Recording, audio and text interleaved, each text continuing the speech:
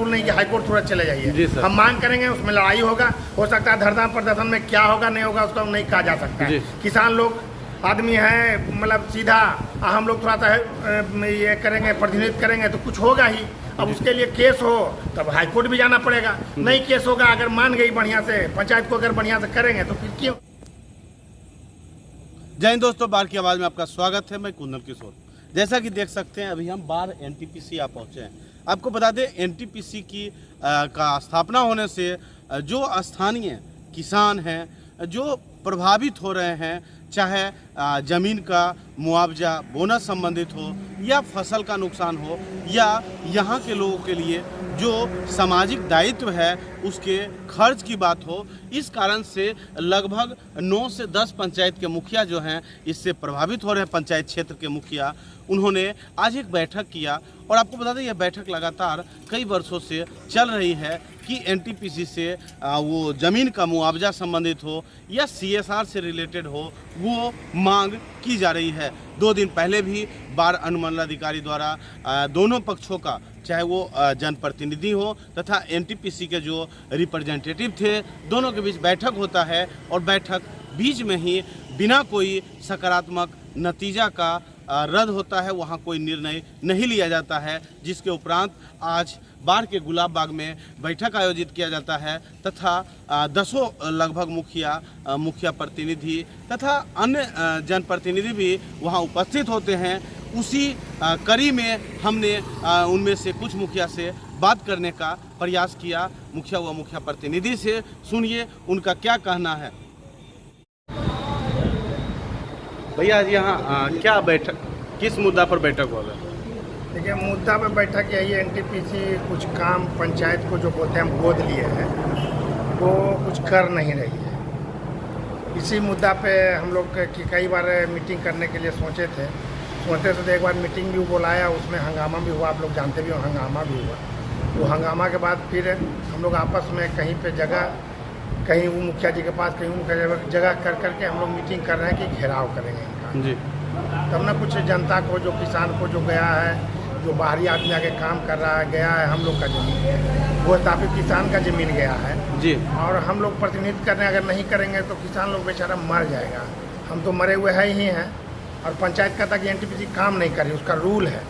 अब रूल उठा के देखें क्या काम करना है, सब रूल है उसमें जी। तो क्या सर उस दिन अनुमंडलाधिकारी महोदय के सामने भी बैठक था जो पूर्णतः असफल रहा ना सर?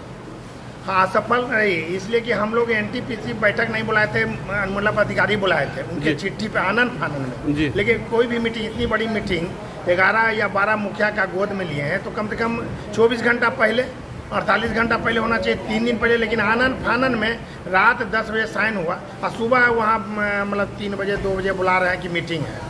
ये आनंद फानंद में कुछ कॉलम पूरा करना था एनटीपीसी को जी। तो एचओ साहब को अध्यक्ष हैं, वो करते हैं, तो हम लोग को बुलाए तो चले गए। जाने के बाद ऐसा जवाब एनटीपीसी वाले RNR का निकलता है कि लगता है कि कुछ देने वाले ने हम लोग को लेकर मार बैठेंगे। जिस तरह से लड़ाई के कगार पर, लड़ाई करना चाहिए हम लोग को, किसान को, और लड़ाई करते हैं उल्टे एनटीपीसी, इसलिए कि वो लोग बरियार अभी है।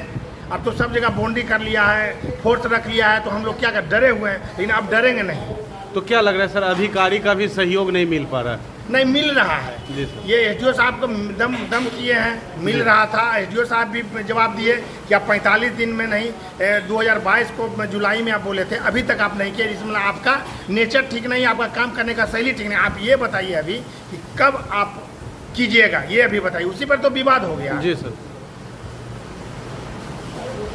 तो क्या लग रहा है सर, जरूरत पड़ेगा तो आप लोग हाईकोर्ट भी जाएंगे क्या जनता के लिए? देखिए, ये अभी हाईकोर्ट का मामला नहीं है। हम लोग तो अपना पहले जो किताब का रूल है, हाईकोर्ट जाने का किताब का रूल नहीं कि हाईकोर्ट तुरंत चले जाइए। हम मांग करेंगे, उसमें लड़ाई होगा, हो सकता है धरना प्रदर्शन में क्या होगा नहीं होगा उसका नहीं कहा जा सकता है। किसान लोग आदमी है, मतलब सीधा हम लोग थोड़ा सा ये करेंगे, प्रतिनिधित्व करेंगे तो कुछ होगा ही।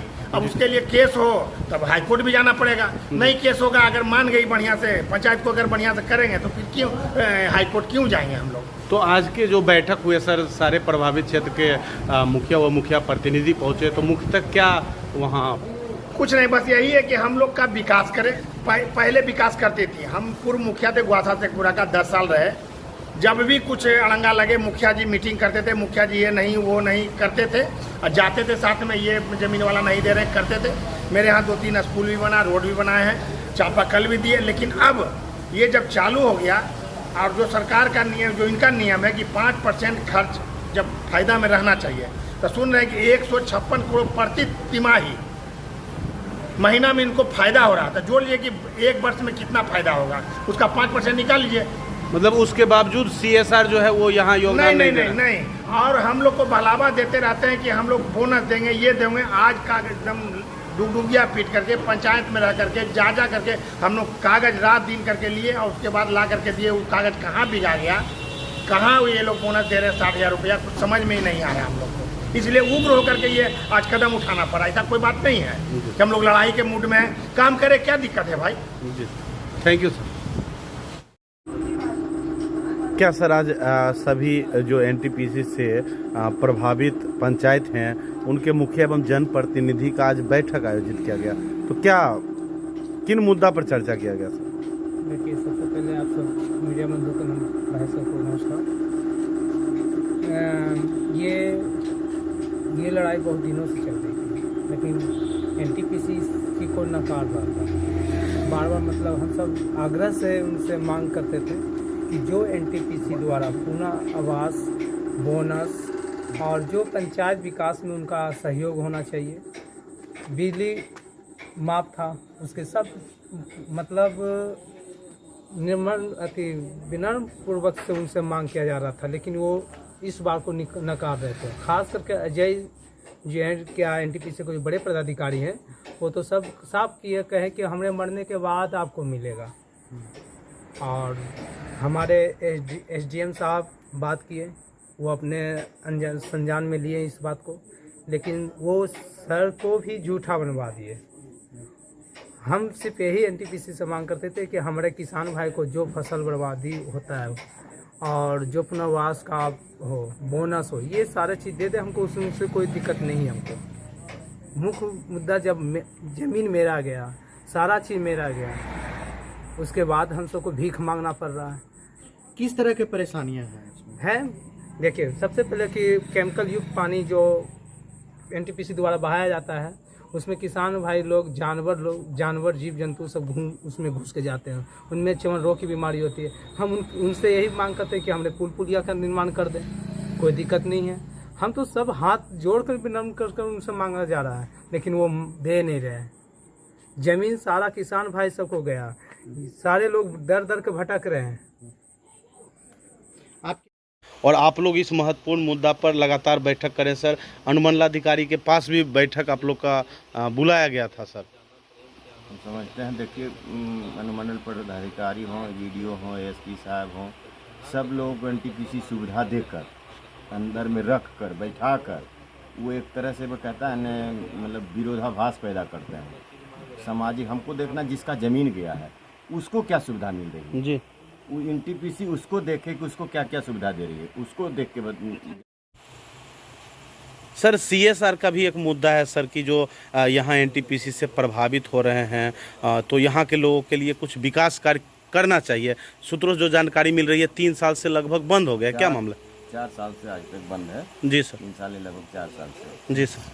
करना चाहिए। विकास के मुद्दा पर रोड है, सड़क है, बिजली है, या प्रदूषण से जैसे बीमारी फैलता है या फसल नुकसान होता है। अभी आम का फसल देखिए यहाँ कम होगा, प्रदूषण के चलते आम का फसल कम होता है, सब्जी कम हो जाता है। ये सब आज तक विकास के मुद्दे पर 4 साल से एक पैसा नहीं, पैसा को आरा डाइवर्ट कर दिए। पता नहीं ज़मीन यहाँ का गया है और आरा में जाके ये लोग पैसा इन्वेस्ट कर रहे हैं, क्या कारण है? तो NTPC इसका जवाब देंगे।